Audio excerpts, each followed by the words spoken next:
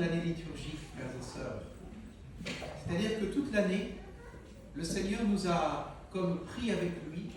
Depuis le Noël dernier, nous avons médité le mystère de l'incarnation. Et vous voyez, d'étape en étape, nous revisitons toutes les étapes de Jésus, année après année, pour entrer dans le mystère même de Jésus. On pourrait dire que l'année, c'est un peu comme le côté ouvert de Jésus sur la croix. Nous sommes appelés petit à petit, pas à pas, année après année.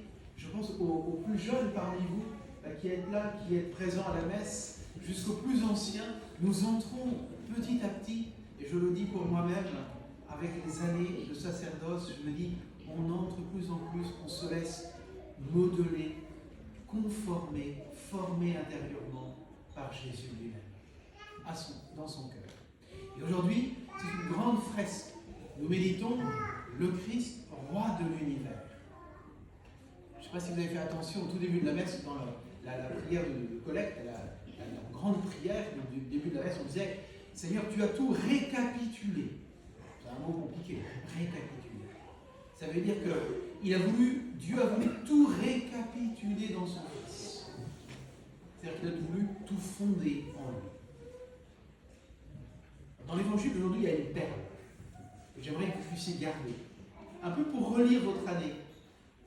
Relire un peu tout ce que vous avez vécu pendant cette année. C'est important de temps en temps de se poser, de s'asseoir, et puis de se dire, mais en fait, qu'est-ce que le Seigneur m'a donné à vivre?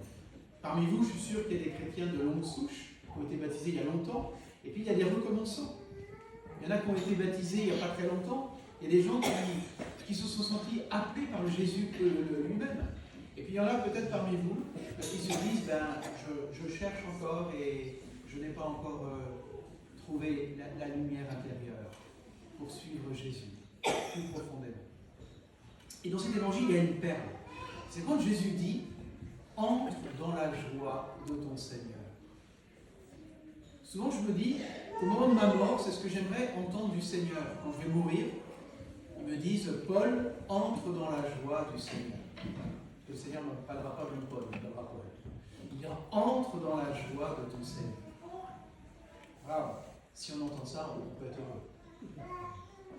Vous avez remarqué, vous êtes peut-être mal à l'aise avec ce texte, où il y a un roi qui sépare les brebis des boucs, donc qui sépare les hommes. Et vous savez que le mot « séparer », c'est ce qui a donné en français le mot « jugement ».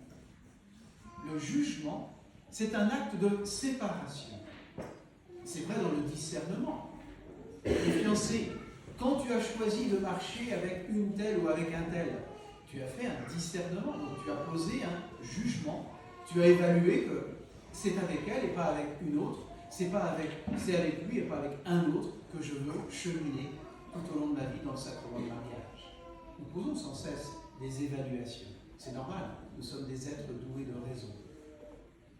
Mais vous voyez, parfois, je comprends que pour certains chrétiens, le fait de dire que Dieu nous juge, ça donne une tonalité à Dieu qui n'est pas celle de l'Évangile. On se dit, mais Dieu, il est juge ou Dieu, il est miséricordieux? Dieu, il est bon ou Dieu, il est sévère? Dans la foi chrétienne, je voudrais vous dire 4 choses. Ce sera les 4 points rapides de cette homélie. C'est que d'abord, Dieu est juste. Il est même la justice. Donc Dieu ne dira jamais qu'un mal est un bien ou qu'un bien est un mal. Parce que Dieu est juste. Et Dieu ne peut pas changer. D'ailleurs, quand on dit en français que Dieu est miséricordieux, on inclut dedans un mot hébreu qui veut dire que Dieu est fidèle à lui-même. Très important. Le mot miséricorde traduit 5 mots en hébreu. C'est une réalité qui est complexe pour un chrétien, mais pour un juif aussi d'ailleurs. Et on dit que Dieu est fidèle. Donc Dieu ne pourra jamais dire qu'un mal est un bien. Jamais. Être miséricordieux, pardonner, comme il a fait sur la croix, Père, pardonne-leur, ils ne savent pas ce qu'ils font, ne signifie pas que Dieu dit que le mal que nous faisons est un bien. Jamais. Parce que Dieu ne serait pas lui-même. Dieu est juste. Mais dans la foi chrétienne, c'est le deuxième point. On ne dit pas seulement que Dieu est juste et et c'est ça la grandeur du mystère pour nous de Christ, c'est que Dieu nous rend justes. Il est la justice, mais ce n'est pas une justice qui regarde de loin. Il est entré dans le mystère de ma vie, par le mystère de son incarnation, et il a porté sur lui le péché des hommes. C'est le mystère de la rédemption, de la croix. Jésus a voulu prendre sur lui, ce qui nous empêche d'être pleinement nous-mêmes. Il a porté nos péchés dans sa propre chair. C'est ce que nous disons à la messe quand nous disons « Agneau de Dieu qui enlève les péchés du monde, prends pitié de nous. » Il prend, c'est-à-dire qu'il les porte vraiment sur lui. Il nous rend justes. Alors oui, c'est important quand on fête un anniversaire comme les 10 ans du patronage. C'est attention, on ne fait pas de la gloriole. On ne se dit pas « À mes yeux, on a fait un beau truc ». Non, ce qui nous importe, c'est comment cette œuvre du patronage, comme cette paroisse d'ailleurs, œuvre pour Dieu. Comment elle est ajustée. C'est ça la justice. Comment elle est ajustée à ce que Dieu veut. Il nous rend justes.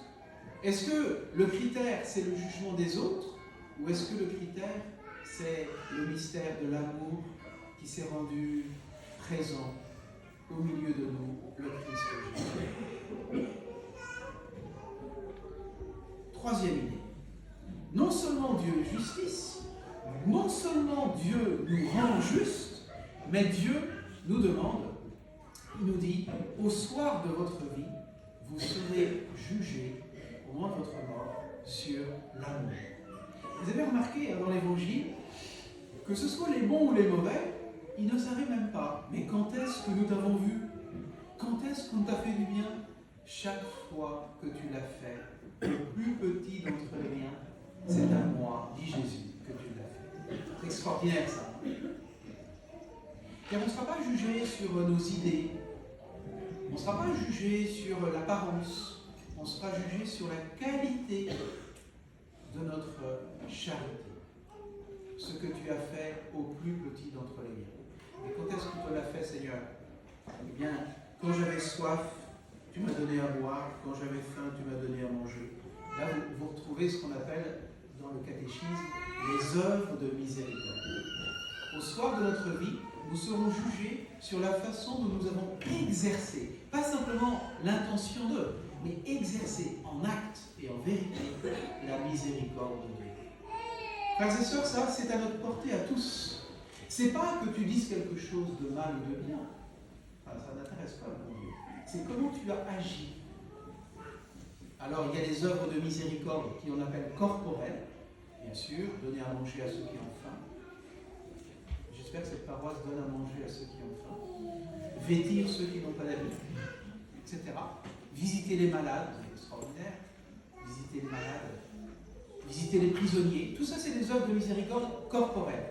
Et puis, il y a les œuvres de miséricorde spirituelles. Par exemple, conseiller quelqu'un. Écouter une personne ennuyeuse. Là, je vois qu'il sourit. Alors, en ce moment, on est en train de faire, mon Paul, une œuvre de miséricorde. Je vous écoute. Ouais, j'ai bien compris. Il y a plein d'œuvres de miséricorde. Et puis, le pape François a rajouté une œuvre de miséricorde auquel on ne s'attendait pas. C'est le respect de la création. Le respect de la création. On ne fait pas n'importe quoi avec cette nature et puis ce cosmos dans lequel nous sommes nés, dont nous sommes aussi responsables. Et vous voyez, c'est important de nous dire, au soir de notre vie, on ne sera pas jugé si je suis bon, je ne suis pas bon comme ça, à mes propres yeux. C'est les œuvres de miséricorde. Quatrième point, je n'ai pas oublié mon quatrième point. Dieu est juste. Dieu nous rend justes. Nous serons jugés sur l'amour. Le quatrième point, il est important. Si telle est la foi pour nous devant le Christ roi, alors ne jugeons pas les autres. Ne jugez pas et vous ne serez pas jugés. Souvent je remarque, y compris parmi les catholiques, qu'on peut avoir un peu la langue bien acérée pour juger les autres.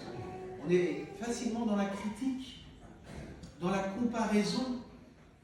Tout cela, frères et sœurs, ça ne vient pas de Dieu, ça vient de l'ennemi. Ne jugez pas et vous ne serez pas jugés. Alors je vous dis, évaluez, oui. On peut.